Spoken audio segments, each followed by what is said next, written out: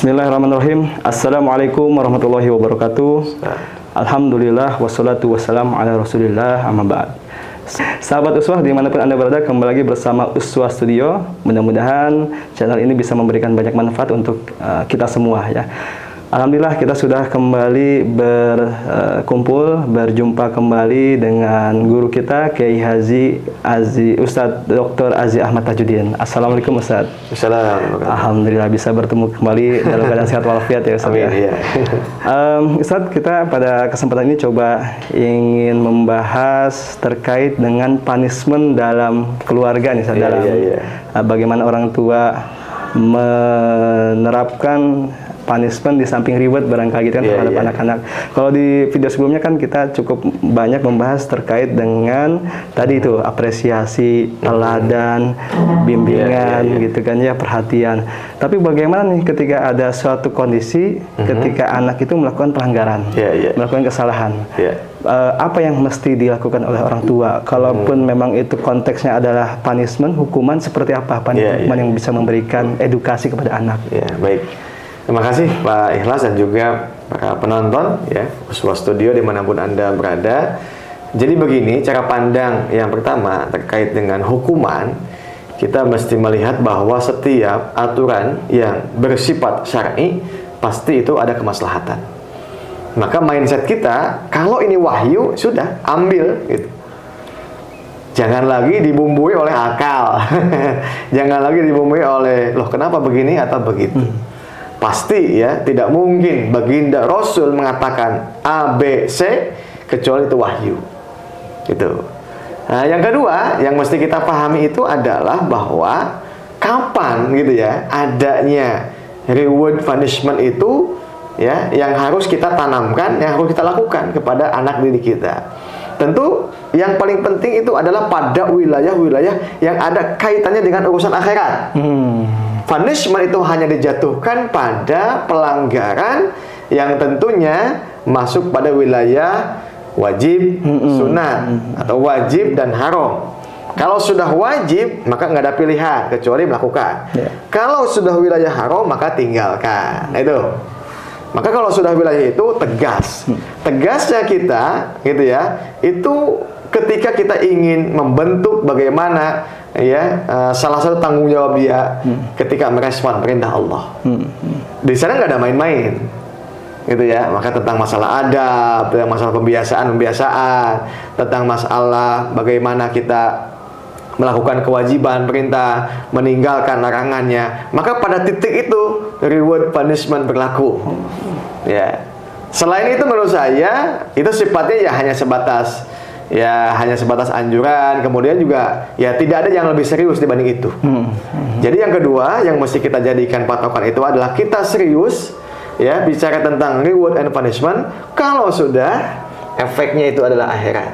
Kalau ini adalah urusannya agama, kalau ini ada urusannya wajib dan haram, ya apa yang mesti dilakukan, apa yang mesti ditinggalkan.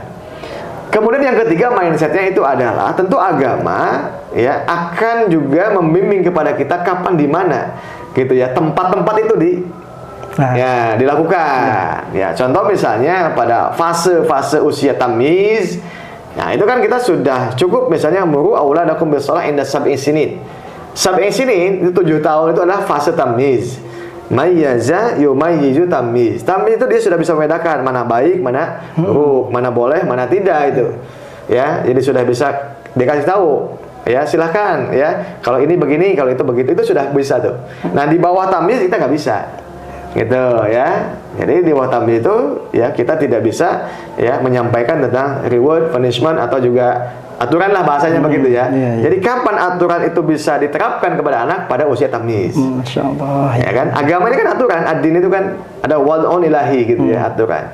Nah, ketika aturan itu sudah mulai dibiasakan, dikenalkan, ditetapkan, maka di situ kita mengedukasi pembiasaan sebetulnya. Ya. Dan insya Allah begitu ya, maka kata hadis Nabi kan pada usia kapan ya punishment itu boleh ditetapkan pada usia 10 tahun. Kalau usia 10 tahun prestasi kepada anak yang sudah memulai 7 tahun itu boleh. Nah, tapi bisa jadi ada usia 10 tahun tapi dia pasnya 7 tahun. Nah, itu belum bisa. Sebentar. Ustaz. Artinya, Nah, ya usia 10 tahun tapi itu dia baru memulai pembiasaan maksudnya. gitu. Nah, kalau baru memulai pembiasaan di usia 10 tahun, maka sebetulnya dia mundur ke belakang. Oh, Masya Allah ya. Ya, artinya dia tidak cocok juga ketika itu dijatuhkan hukuman. Nah, gitu. Maksudnya kita harus realistis juga. Iya, Ustaz. Ya, ada fase masa fatrah gitu dari 7 ke 10. Itulah fase-fase pembiasaan. Ya sama ketika Rasul pun juga dulu ketika Allah mengharamkan khamar, itu nggak bisa langsung. Iya. Ya kan? Ada fasenya, ada tahapannya gitu. Ya, awalnya kan tadi begitu ya. Bagaimana Allah ingin menyampaikan edukasi sampai ya wa itsmuhuma akbaru min naf'ihima. Terus sampai dengan ya klimaksnya adalah innamal khamru wal maisiru wal ansab wal azlam rizqum min amali syaitan. Nah, jadi saya melihat begini ya. Jadi kita tidak usah lagi ribut gitu ya tentang bagaimana boleh atau tidak boleh. Yang pertama bahwa kita ingin tetapkan kaidahnya sepanjang itu adalah wahyu, maka tidak boleh dibumbui oleh ra'yu. Pasti ada kebaikan, pasti ada kemaslahatan. Yang kedua adalah tentang bagaimana punishment itu dijatuhkan. Tentu ini mesti melalui tahapan-tahapan proses yang tentunya mengikuti kaidahnya, gitu ya. Kemudian yang selanjutnya adalah jangan sampai begitu ya. Satu sisi kita ribut mengatakan boleh atau tidak boleh, tapi di sisi lain justru kita juga tidak mengedukasi tentang bagaimana pentingnya suatu kewajiban. Jadi intinya adalah orang tua, pendidik itu sudah tidak lagi ya main-main kalau sudah bicara masalah akhirat, kalau sudah bicara masalah kewajiban, kalau sudah bicara masalah keharaman. Nah, pada titik itulah sebetulnya reward and punishment kita akan jatuhkan, ya, kita akan terapkan dengan serius ketika memang anak kita didik ya pada wilayah apa yang harus serius, pada wilayah akhirat, pada wilayah agama. Nah, gitu.